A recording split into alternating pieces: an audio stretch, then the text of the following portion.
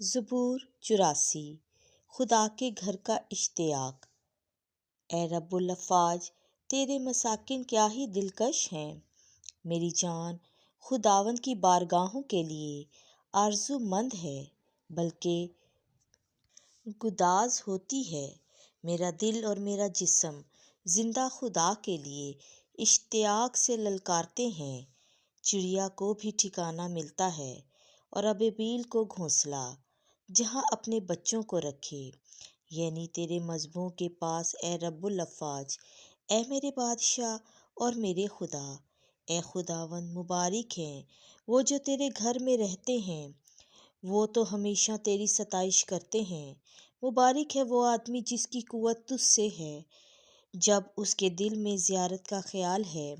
وہ خشک وادی میں سے گزرتے ہوئے اسے چشمہ بنا دیتے ہیں، اور پہلی بارش کی برکت اسے ملبس کرتی ہے۔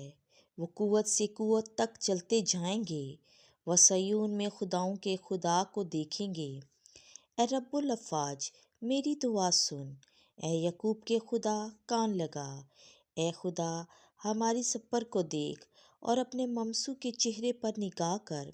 یقیناً تیری بارگاہوں میں ایک دن کسی اور جگہ کے 1000 سے بہتر ہے۔ شریروں کے خیموں میں رہنے کی نسبت اپنے خدا کے گھر کی دہلیز پر کھڑا ہونا مجھے زیادہ پسند ہے، کیونکہ خداوند خدا آفتاب اور سپر ہے۔